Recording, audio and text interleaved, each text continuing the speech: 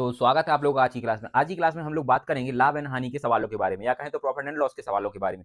और मैं आज आपको ऐसे सवाल बताऊंगा जो कंपटीशन के एग्जामों में अक्सर आते रहते हैं। तो चलिए हम इनकी तैयारी करते हैं। और ये रहा हमारा पहला सवाल। तो पहला सवाल देखिए आप बिना टाइम वेस्ट करते हुए कि यदि 150 वस्तुओं का क्रय मूल्य 12 वस्तुओं के विक्रय मूल्य के बराबर है तो लाभ या हानि अपन को ज्ञात करनी है।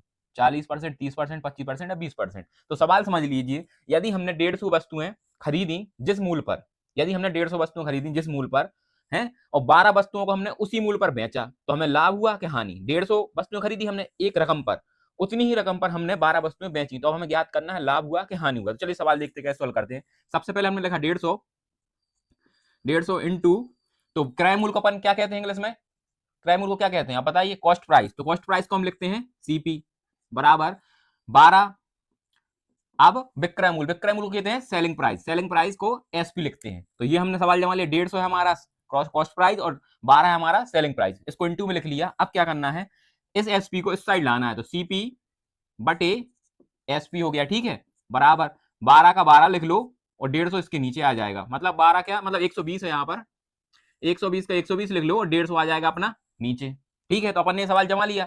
अब क्या करना है, अब इनके बीच का अंतर देखना है कितने का। तो इनके बीच का अंतर 120 और 150 के बीच का अंतर कितना है? 30 का। तो 30 लिख दिए। तो अपन को 30 का फायदा हुआ, मतलब कितने का? 30 का, 30 का फायदा हुआ, ठीक है। अब अपन को क्या करना है, अब 30 का फायदा तो हुआ है, लेकिन अपन को आंसर तो परसेंट में निकालना है। तो कितने में होगा? तो परसेंट के लिए क्या करते हैं, परसेंट को अपन ऐसे सोल्व करते हैं। परसेंट लिखा, तो ये 30 है जो अपन को फायदा हुआ, उसको ऊपर लिखा, बटे में इसको आप लिख लो क्या, बटे में क्या लिखोगे आप इसके, बटे में लिखोगे आप इसके 120। हमेशा बटे में जो संख्या आएगी अपन प्रॉफिट या लॉस निकालेंगे तो वो आएगी सेलिंग प्राइस की। तो यहां पर आई 120, ऊपर लिख लिया अपन ने जो प्रॉफिट हुआ, इसका गुणा करना है अपन को 100 से। तो देखो क्या कट रहा है, 30 एकम 30, 30 चौके 120, 30 का एक बार में और 30 के 4 बार में 120 आएगा। अब यहाँ पर 4 है, तो यहाँ पर देख लो 4 एकम 4, 4 दूनी 8, 4 दूनी 8 और 4 पंजे 20। तो आंसर आया हमारा 25%। तो 25% इनमें से कौन सा है? सी वाला। तो हमारा सी वाला सही।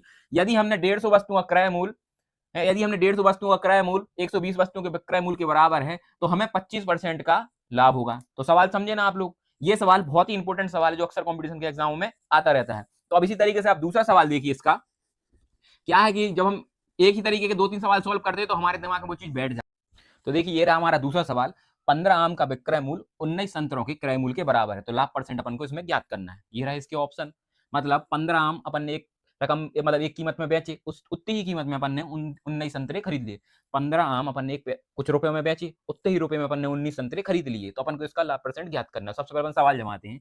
लिखिए 15 गुणा विक्रय मूल्य को क्या कहते हैं? Selling price. तो शॉर्ट में लिखते हैं एसपी बराबर 19 इंटू क्रय मूल्य को अपन लिखते हैं सीपी, है ना।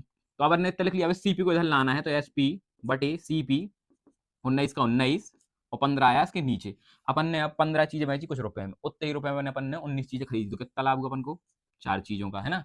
तो लाभ हुआ 4 का लाभ हुआ, ठीक है। अभी अंकों में अपन को तो परसेंट में चाहिए, तो क्या करें, अपन इसका परसेंट निकालते हैं। पी परसेंट बराबर 4 और सेलिंग प्राइस हमेशा नीचे आती है, तो अपन लिख ला 15, गुणा करना अपन को 100 से, ठीक है। तो अब क्या करना है अपन को, इसको 5 से काट देना, 5 3 15 और यहाँ आए 20, ठीक है। अब 20 है तो इसको अपन को अब जो बची संख्या है उसका गुणा कर लो। 4 का जब अपन ने 20 से गुणा किया तो आंसर कितना आया? 80। और बटे में संख्या कौन थी? 3, तो 3 लिख लिया, ठीक है। अब अपन इसका भाग देते हैं तो क्या आएगा आंसर, देखिए। जैसे कि काट भी सकते, लेकिन आपको मैं भाग देकर बताता हूँ सिंपल तरीके से। 3 दूनी 6, बचे 2, तारा 0, है ना। तो 3 छींग 18, 2। अब क्या होगा, यहाँ दशमलव लगेगा और यहाँ पर 0 आ जाएगा। 3 छींग 18, फिर 2 बचा, इधर फिर 0 तारा, 3 छींग 18। तो अब इसी तरीके से ये आगे बढ़ता चला जाए। तो आंसर क्या है हमारा? 26.66। तो इसमें कौन सा वाला हमारा सही होगा? ये डी वाला। तो 15 आम का विक्रय मूल्य 19 संतरों के क्रय मूल्य के बराबर है, तो इसमें हमें लाभ हुआ 26.66 पैसों का, ठीक है। आप समझ गए दूसरा सवाल। अब देखिए अपना तीसरा सवाल ऐसे ही।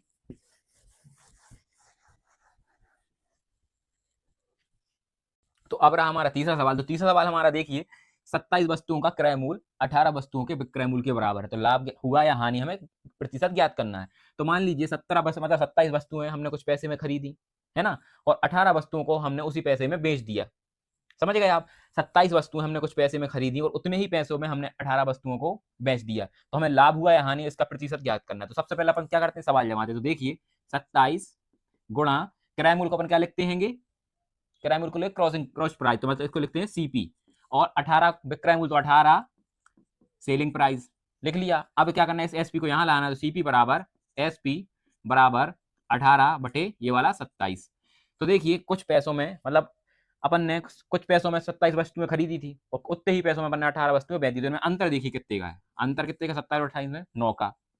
तो अपन को क्या करना है, अब निकालना है 9, तो एक अंक मिल गया, अपन को अब निकालना है परसेंट में। तो उसको कैसे निकालेंगे, देखिए परसेंट, 9 का 9 लिख लिया, बटे में अपन ने लिख लिया क्या, जो सेलिंग प्राइस होती है हमेशा 18, गुणा करना है अपन को 100 से, किया। अब इसको काट दो, 9 एकम 9, 9 दूनी 18, और 2 से ये कट गया तो आया 50।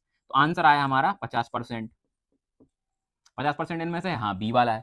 तो जो हमें लाभ हुआ है वो हुआ है हमें 50% का। ठीक है, समझ गए आप सवाल। 27 वस्तुओं को अपन ने कुछ पैसे में खरीदा और 18 वस्तुओं को अपन ने उतने ही पैसे में बेच दिया, तो हमारे पास बची 9 वस्तुएं। तो जो हमें लाभ हुआ वो हमें हुआ 50% का। तो आपको समझ में आया होगा, है ना। क्योंकि ऐसे ही सवाल अक्सर कंपटीशन में देखे जाते हैं, जो दिखने में बहुत कठिन होते हैं लेकिन बहुत ही सरल तरीके से होते हैं। तो आप इनको देखिए और प्रैक्टिस कीजिए। फिर मिलते हैं अगली क्लास में।